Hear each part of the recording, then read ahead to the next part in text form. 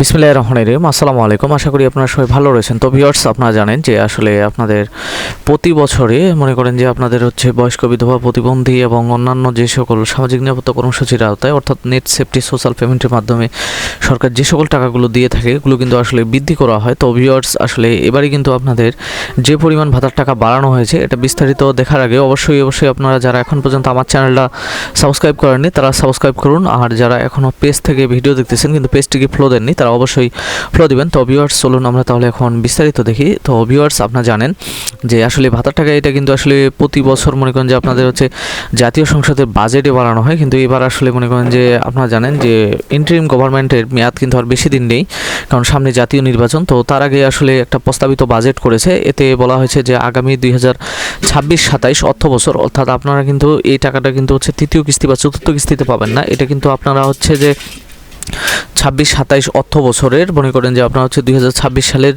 অর্থাৎ জুলাই মাস থেকে আপনারা কিন্তু এই পরিমাণ টাকা পাবেন। তো এতে বলা হয়েছে যে এতে আগামী 2026-27 অর্থ বছরের সামাজিক নিরাপত্তা কর্মসূচি সংক্রান্ত কর্মসূচির কর্মপরিধি মোট 15টি সামাজিক নিরাপত্তা কর্মসূচি উপকারভোগীর সংখ্যা ও ভাতার হার নির্ধারণ করা হয়েছে। এবার কিন্তু আসলে ভাতাভোগীরও পরিমাণ বৃদ্ধি করা হয়েছে, মানে আপনারা যারা নতুন করে আবেদন করেছেন 2024-25 সালে, তো তাদেরকে কিন্তু এবার মনে করেন যে হচ্ছে এই বাজেটে অন্তর্ভুক্ত করা হবে এবং হচ্ছে 26-27 অর্থ বছরে আপনাদের হচ্ছে কি পরিমাণ ভাতার টাকা বৃদ্ধি করা হয়েছে আমি এখন শুধু সেটাই আলোচনা করব, কারণ বাকি বিষয়গুলো আলোচনা করতে গেলে এটা আসলে অনেক বিশাল বড় হয়ে যাবে। তো ভিউয়ার্স, এখানে বলেছে যে সমাজ কল্যাণ মন্ত্রণালয়ের, আর এটা কিন্তু হচ্ছে যে যমুনা যে টিভি রয়েছে, তো যমুনা টিভির এটা কিন্তু হচ্ছে যে একটি পেজ, তো সেই পেজ থেকে কিন্তু তারা এটা পাবলিশ করেছে। সেখানে বলেছে যে সমাজ কল্যাণ মন্ত্রণালয় আওতাভুক্ত বয়স্ক ভাতা কার্যক্রমের উপকারভোগীর সংখ্যা 1 লাখ বৃদ্ধি করে 62 লাখে উন্নতি আর কি উন্নতি করা হয়েছে। এর আগে 61 লাখ ছিল, যার মধ্যে 59,95,000 জন বয়স্ক ব্যক্তি মনে করেন যে হচ্ছে 650 টাকার স্থলে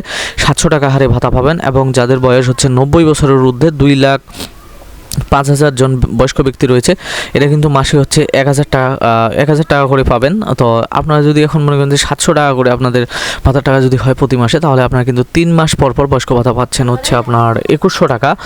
আর সমাজ কল্যাণ মন্ত্রণালয়ের আওতাভুক্ত 29 লাখ বিধবা ও স্বামী নিগৃহীতার মধ্যে 28,75,000 জন মাসিক 650 টাকার স্থলে এখন থেকে হচ্ছে 700 টাকা করে পাবে, অর্থাৎ 3 মাস পর পর হচ্ছে 2,100 টাকা করে দেওয়া হবে। এবং হচ্ছে এখানে যারা 90 বছরের ঊর্ধ্বে রয়েছে 25,000 বিধবা ও স্বামী নিগৃহীতা ব্যক্তি রয়েছে, তারা হচ্ছে 1,000 টাকা করে পাবেন। এবং হচ্ছে মন্ত্রণালয়ের আওতাভুক্ত প্রতিবন্ধী ভাতা ও শিক্ষা উপবৃত্তি, আপনারা জানেন যে প্রতিবন্ধী যেটা রয়েছে এটা কিন্তু হচ্ছে যে একটা রয়েছে ভাতা আর একটা রয়েছে হচ্ছে আপনার স্কুল থেকে যেটা দেয় সেটা হচ্ছে শিক্ষা উপবৃত্তি। তো এটার ব্যক্তি ছিল হচ্ছে আপনার 36 লাখ ব্যক্তি, তো এর মধ্যে এখন হচ্ছে যে হচ্ছে 35,81,900 জন মাসিক 900 টাকা করে পায়, অর্থাৎ 35,81,000 জন এরা কিন্তু হচ্ছে যে আপনার সাধারণ প্রতিবন্ধী। আর যারা হচ্ছে শিক্ষা উপবৃত্তি অর্থাৎ যারা মনে করেন যে হচ্ছে শিক্ষা উপবৃত্তির জন্য আবেদন করেছে, যারা মনে করেন যে প্রতিবন্ধী ব্যক্তি কিন্তু তারা শিক্ষা অর্জন করতেছে অর্থাৎ যারা ছাত্র তারা পাবে, ছাত্র বা ছাত্রী তারা হচ্ছে 18,100 জন মাসিক হচ্ছে আপনার 1,000 টাকা হারে প্রতিবন্ধী ভাতা পাবেন। এবং চলতি অর্থ বছরে হচ্ছে আপনার 34,50,000 প্রতিবন্ধী ব্যক্তি ভাতা পাচ্ছেন।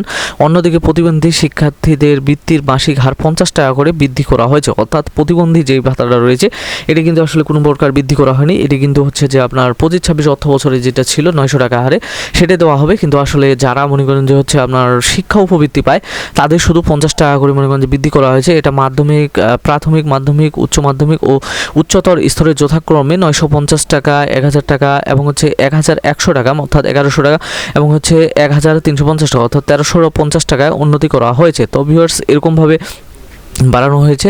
আর সেই সাথে হচ্ছে যে সমাজ কল্যাণ মন্ত্রণালয়ের আওতাভুক্ত অনগ্রসর জনগোষ্ঠীর জীবনমান উন্নয়ন কার্যক্রম উপভোগীর সংখ্যা 7,000, অর্থাৎ আপনারা জানেন যে এগুলো আসলে মানে 15টা হারে মনে করেন যে হচ্ছে 15টা ভাগে বিভক্ত করা হয়েছে। তবে এখানে যেটা বিষয় গুরুত্বপূর্ণ সেটা হচ্ছে যে মহিলা ও শিশু বিষয়ক মন্ত্রণালয়ের আওতাভুক্ত মা ও শিশু সহায়তা কর্মসূচি অর্থাৎ গর্ভবতী ভাতা, এটা কিন্তু উপকারভোগীর সংখ্যা হচ্ছে আপনার 1,24,000 বৃদ্ধি করে 18,95,200 জনে উন্নীত হয়েছে। এটার কিন্তু হচ্ছে যে উপকারভোগী মানে বেশি নেওয়া হবে, কিন্তু আসলে তাদের টাকাটা বৃদ্ধি করা হয়নি। কিন্তু এই কর্মসূচির আওতায় একজন মা মাসিক 850 টাকা হারে যে ভাতা পেয়ে থাকেন অর্থাৎ সেটাই কিন্তু থেকে যাবে। আর খাদ্য মন্ত্রণালয়ের আপনারা জানেন যে প্রতি মাসে 6 মাস কিন্তু হচ্ছে আমাদের বাংলাদেশে একটা চাল দেয় প্রতিটা ইউনিয়ন পরিষদে বা প্রতিটা ওয়ার্ডের ডিলার নিয়োগ করা রয়েছে, তো তাদের কাছ থেকে 15 টাকা হারে কিনে নিতে হয় 30 কেজি চাল। এটা কিন্তু হচ্ছে যে আসলে মনে করেন যে এটার যে মানে একটা সংখ্যা ছিল, এই সংখ্যাটা কিন্তু আসলে বৃদ্ধি করা হয়েছে, জাস্ট এটাই জানানো হয়েছে। তবে এবার সবচেয়ে বেশি যেই ভাতাটাতে মনে করছে হচ্ছে আপনাদের বাজেট দেওয়া হয়েছে, সেটা হচ্ছে যে সমাজ কল্যাণ মন্ত্রণালয়ের আওতাভুক্ত cancer, kidney, liver cirrhosis, stroke, paralysis, এই মনে করেন যে হচ্ছে জন্মগত হৃদরোগ এবং হচ্ছে থ্যালাসেমিয়া আক্রান্ত যে রোগীগুলো রয়েছে, এরা যদি মনে করেন যে হচ্ছে সঠিকভাবে ভাতাটা আবেদন করে, এটার সংখ্যা হচ্ছে 5,000 বৃদ্ধি করে মনে করেন যে আপনার হচ্ছে 65,000 জনে উন্নতি করা হয়েছে। এটা এর আগে মনে করেন যে 61,000 জন ছিল, এটা এখন আবার নতুন করে সারা বাংলাদেশে 5,000 জন নেওয়া হচ্ছে। তো এটা এককালীন চিকিৎসা সহায়তা পরিমাণ 50,000 টাকার স্থলে দ্বিগুণ করে দেওয়া হয়েছে, যেহেতু এই ভাতাটাতে কেন মানুষের মনে করেন যে হচ্ছে টাকার পরিমাণ বেশি লাগে এগুলো চিকিৎসা করতে গেলে, যার কারণে হচ্ছে এই ভাতার টাকাটা বৃদ্ধি করা হয়েছে। তো ভিউয়ার্স, আশা করি যে আপনারা বুঝতে পেরেছেন আপনাদের ভাতার টাকার পরিমাণ কি বৃদ্ধি করা হয়েছে। আপনারা যদি বুঝতে সমস্যা হয় তাহলে অবশ্যই কমেন্ট করবেন আর ভিডিওতে লাইক করবেন। আর যদি মনে করেন যে আপনাদের বুঝতে খুবই সমস্যা হয় তাহলে পরবর্তীতে আরও সুন্দরভাবে ভিডিও বানিয়ে দেবো। ধন্যবাদ।